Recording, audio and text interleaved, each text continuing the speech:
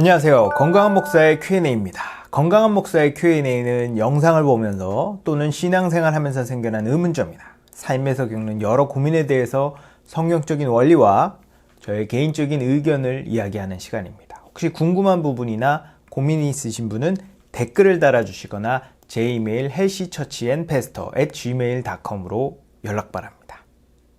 아이디 하하님께서 질문하셨는데요. 질문을 보도록 하겠습니다. 목사님, 요즘 이슈가 되고 있는 안락사 문제에 대해서 교회는 어떤 입장을 취해야 하는지 궁금합니다. 안락사는 자살이랑 다르게 되게 애매한 문제인 것 같아서 교회에서도 쉽사리 알려주지를 않네요. 범위는 우리나라에서 허용되고 있는 소극적 안락사, 연명치료 중단으로 한정해서 안락사에 대해서 달아주셨으면 합니다. 사람이든 동물이든 식물이든 모든 생명은 존귀하고 중요합니다. 성경은 그 무엇보다 생명을 중요하게 다뤄요. 그래서 성경은 하나님을 생명의 근원이시라고 말하고 예수 그리스도를 생명의 물로 비유하기도 하죠. 모든 생명은 하나님으로부터 나옵니다. 그 중에서 사람의 생명은 조금 더 특별하죠. 왜냐하면 사람은 모든 피조물 중에 가장 존귀하게 창조되었기 때문이에요. 사람이 생명을 보존하고 유지하는 힘은 하나님과의 관계에서 나옵니다. 여러분들도 잘 아시겠지만 하나님께서 아담에게 딱 한 가지 금지하신 게 있어요. 뭐죠? 선악을 알게 하는 나무의 열매를 먹지 말라. 그리고 먹는 날은 어떻게 된다고 하셨나요? 먹는 날에는 반드시 죽으리라. 성경에서 죽음은 분리, 단절을 의미해요. 즉, 죄가 우리 안에 들어오면 하나님과의 관계가 끊기고 그 결과 죽음에 이르게 됩니다. 이것은 단계가 있어요. 먼저 영적으로 죽고 그 후에 육체적으로 죽습니다. 아담도 하나님과의 관계가 먼저 끊기고 오랜 시간이 흐른 후에 죽어요. 모든 사람은 영적으로 죽은 상태에서 태어납니다. 그리고 100년 안에 육체적으로 죽어요. 죽음 이후에는 영원한 죽음이 기다리고 있습니다. 이 영원한 죽음을 성경에는 둘째 죽음이라고 표현하는데, 둘째 죽음에 가면 더 이상 하나님과의 관계를 회복할 수 없는 상태, 즉 영원한 저주에 빠져 다시는 돌아올 수 없는 상태에 빠지는 거죠. 하나님은 우리가 그러한 둘째 죽음에 처하지 않도록 영적인 죽음과 육적인 죽음 사이에 간격을 두십니다. 그 사이에 복음을 듣고 영생을 얻을 수 있는 가능성을 열어두신 거죠. 영적으로는 죽었지만 육체적으로 죽지 않은 상태가 이 땅에 태어난 모든 사람들의 상태예요. 성경은 이것을 접붙임의 원리로 이 상태를 설명합니다. 나뭇가지가 잘렸어요. 이대로 두면 곧 말라 죽을 거예요. 그러나 곧바로 다른 나무에 접붙이면 그 나뭇가지는 다시 살아납니다. 옛날에 제가 직장 생활할 때 어떤 분이 기계로 나무를 자르다가 실제로 손가락이 잘렸어요. 그때 곧바로 잘려진 손가락을 들고 응급실로 달려갔죠. 몇 주에 출근하셨는데 다행히 잘 붙였다고 하더라고요. 만약 조금이라도 늦었다면 붙일 수 없었을 거예요. 이처럼 모든 사람은 하나님과의 관계에서 잘려나간 상태로 태어나지만 아직 관계를 회복할 수 있는 가능성을 가지고 있어요. 그러나 육체적으로 죽는 순간 그 모든 가능성이 사라지죠. 성경은 예수 그리스도의 복음을 듣고 믿으면 하나님과의 관계가 회복되고 이 둘째 죽음을 면할 수 있다고 말합니다. 그래서 성경은 그 무엇보다 복음을 들어 구원받는 것이 가장 중요한 거라고 말해요. 제가 이 얘기를 길게 하는 건 이것이 그리스도인이 이해하는 생명과 죽음의 본질이에요. 생명은 하나님과의 관계에서 나온다. 하나님과의 관계가 깨지면 결국 죽는다. 이 본질을 이해해야 안락사에 대해서 성경적으로 접근할 수 있는 거죠. 성경은 육체의 생명보다 영적인 생명을 더 중요하게 여깁니다. 왜냐하면 이것이 영원한 생명과 영원한 죽음을 결정하기 때문이죠. 그렇다고 육체의 생명을 가볍게 생각하지 않아요. 성경은 육체의 생명도 아주 중요하게 여깁니다. 하나님은 살인을 금하셨어요. 왜냐하면 사람이 하나님의 형상으로 만들어졌기 때문이죠. 하나님은 육체가 없으시지만 사람의 육체도 하나님의 형상을 드러내는 최적의 모양을 가지고 있습니다. 그래서 사람의 영혼뿐만 아니라 사람의 육체도 존귀하고 영광스럽죠. 이런 육체를 해하는 것은 하나님에 대한 도전이에요. 그래서 성경은 살인을 도덕적인 죄 중에 가장 큰 죄로 봅니다. 그럼 본론으로 들어가 볼까요? 안락사에 대한 문제는 이런 존귀한 사람의 생명을 사람이 임의로 끊어도 되는가에 대한 심각한 질문을 심겨주죠. 안락사도 알아보니까 여러 가지로 분류돼 놓더라고요. 근데 일반적으로 생명 유지장치 없이 살 수 없는 사람에게 유지장치를 떼는 것을 안락사라고 하더라고요. 안락사라는 용어가 나온 지는 그리 오래되지 않았어요. 의학이 발달하고 인위적으로 생명을 유지할 수 있게 되면서 안락사에 대한 논의가 나오기 시작했죠. 그러니까 약 100년 정도밖에 안 된 얘기예요. 근데 성경은 2000년 전에 쓰여진 책이죠. 그러니 당연히 성경은 안락사에 대한 내용이 없습니다. 결국 우리는 성경에 나와 있는 원리를 가지고 현대적으로 해석해야겠죠. 우리가 질문해야 되는 건 이겁니다. 생명 유지 장치를 사용해서라도 이 사람의 생명을 연장해야 하는 이유는 무엇인가? 생명 유지 장치를 사용하지 않으면 죽을 수밖에 없는 사람의 생명을 인위적으로 붙잡아 둬야 하는 이유는 무엇인가? 저는 여러 가지 상황이 있다고 봅니다. 기본적으로 저의 입장은 개인의 의지와 유가족들의 의사를 존중해야 한다고 생각해요. 확인은 안 해봤지만 오랜 시간 동안 생명 유지 장치를 사용했다가 기적적으로 회복된 경우가 있다고 들었습니다. 어쨌든 굉장히 복합적이고 예민한 문제이기 때문에 그때그때 다른 판단을 할 수 있다고 봐요. 그래서 저는 순수하게 저라면 어떤 결정을 내릴 것인가에 대해서 말하겠습니다. 하나님께서 우리에게 주신 좋은 선물 중에 하나가 의학이에요. 의학의 발달로 사람은 예전과 비교가 안 될 정도로 육체적 질병과 고통에서 벗어났습니다. 이런 의료기술을 적극적으로 활용해서 우리는 우리의 육체를 치료하고 유지하며 보존해야 한다고 생각해요.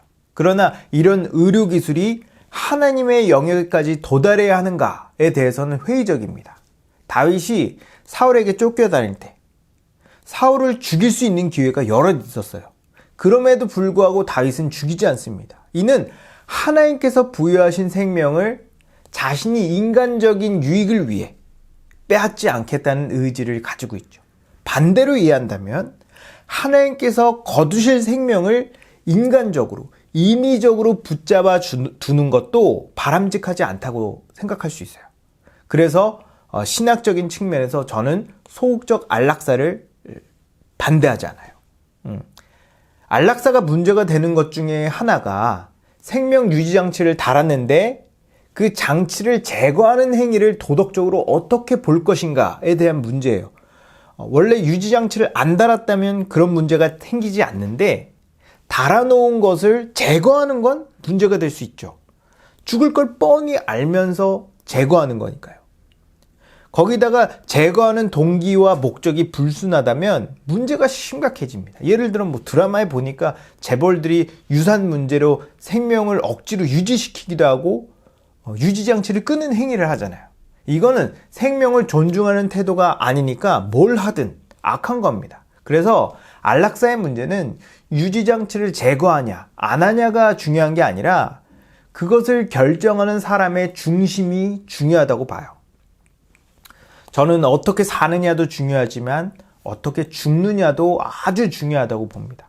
그리스도인은 죽음을 부정적으로 보지 않아요. 구원받지 않은 사람에게 죽음은 영원한 고통을 의미하지만 그리스도인에게 죽음은 고통의 종말을 의미합니다. 구원받지 않은 사람에게 죽음은 인생의 끝이지만 그리스도인에게 죽음은 인생의 시작이에요. 그래서 어떤 면에서 그리스도인은 육체적인 죽음을 두려워하지 않고 오히려 반대로 기대하고 소망해요. 빌립보서에 보면 바울이 이렇게 말하죠. 나는 개인적으로 죽는 것이 더 좋고 그러고 싶다. 죽으면 세상을 떠나 우리 주님과 함께 있지 않냐. 이것이 바울의 본심입니다. 그러나 바울은 그럴 수 없다고 말하죠. 난 빨리 죽고 싶은데 내가 죽는 것보다 내가 살아서 너희와 함께 있는 것이 너에게 더 좋은 일이니 하나님께서 내가 죽는 걸 아직은 허락하지 않으실 것 같다 라고 말하죠. 이처럼 참된 그리스도인은 죽음을 소망합니다. 그러나 하나님께서 죽음을 허락하실 때까지 자신에게 허락된 육체적 생명을 귀하게 여기고 주어진 삶에 최선을 다하며 기쁨과 감사와 은혜로 살아내죠. 저는 저에게 생명유지 장치를 달려고 하면 달지 말라고 말할 겁니다. 그리고 나에게 달린 장치를 꺼도 되냐고 묻는다면 끄라고 말할 거예요.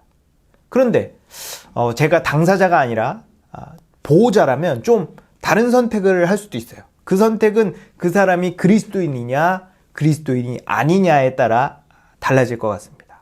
상대방이 그리스도인이고 그분의 구원이 확실하다고 판단되면 큰 고민 없이 생명유지장치를 꺼도 된다고 말할 것 같아요. 그러나 상대방이 그리스도인이 아니거나 구원이 확실치 않다고 판단되면 정말 심각하게 고민할 것 같아요. 안락사의 포인트는 환자에게 더 이상 고통을 더하지 않게 하는 거거든요. 근데 지금보다 죽음 이후에 임할 하나님의 심판이 더 끔찍하고 고통스럽다면 안락사를 안 하는 게 안락사의 취지와 맞아요.